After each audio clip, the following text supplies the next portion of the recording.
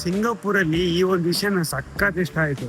Like ನಮ್ಮೂರಲ್ಲಿ Flipkart, Amazon ತರ ಇಲ್ಲಿ ಶಾಪಿ ಅನ್ನೋದು ಒಂದು ಟಾಪ್ ಟೇರ್ ಶಾಪಿಂಗ್ ಆ್ಯಪ್ ಅನ್ಕೊಳ್ಳಿ. ನೀವು ಶಾಪಿ ಆ್ಯಪಲ್ಲಿ ಏನಾದ್ರು ಬುಕ್ ಮಾಡಿದ್ರೆ ಡೆಲಿವರಿ ಆಪ್ಷನ್ಸ್ ನೀವು ಹೆಂಗೆ ನೀವು ಕಲೆಕ್ಟ್ ಮಾಡ್ಕೋತೀರಾ ಅಂತ. ಒಂದು ನೀವು ಡೋರ್ ಸ್ಟೆಪ್ ಡೆಲಿವರಿ ಕೊಡ್ಬೋದು, ಇಲ್ಲಾಂದ್ರೆ ಕಲೆಕ್ಷನ್ ಪಾಯಿಂಟ್ ಅಂತ ಇರುತ್ತೆ, ಇನ್ನೊಂದು ಲಾಕರ್ ಇರುತ್ತೆ.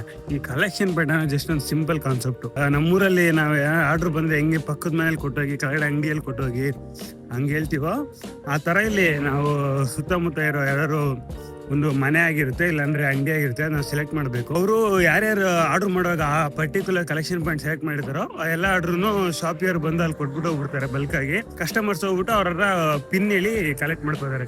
ಕಲೆಕ್ಷನ್ ಪಾಯಿಂಟ್ ಅವರಿಗೆ ಶಾಪಿಯವರು ಒಂದು ಆರ್ಡರ್ಗೆ ಇಷ್ಟ ಅಂತ ಹೇಳಿ ಅವ್ರಿಗೆ ಪೇ ಮಾಡ್ತಾರೆ ಅಷ್ಟೇ. ಲಾಕರ್ ಅಲ್ಲಿ ನಿಮ್ಗೆ 2 ಟೈಪ್ಸ್ ಇದೆ. ಒಂದು ಯೆಲ್ಲೋ ಕಲರ್ ಪಿಕ್ ಲಾಕರ್ ಅಂತ, ಇನ್ನೊಂದು SPX ಲಾಕರ್ ಅಂತ. ನಮಗೆ ಶಾಪಿ ಆ್ಯಪ್ ಅಲ್ಲೇ ನಮಗೆ ಪಿನ್ ತೋರಿಸುತ್ತೆ.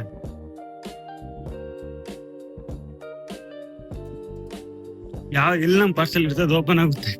ಆಕ್ಚುಲಿ ಅಲ್ಲಿ ಕೆಲವೊಂದ್ಸಲ ಏನಾಗುತ್ತೆ, ಮಲ್ಟಿಪಲ್ ಪಾರ್ಸಲ್ ಇರುತ್ತೆ. ಪಿಕ್ ಲಾಕರ್ ಅಲ್ಲಿ ಹಂಗಿರಲ್ಲ, ಪಿಕ್ ಲಾಕರ್ ಅಲ್ಲಿ ಒಂದೇ ಲಾಕರ್ ಇರುತ್ತೆ.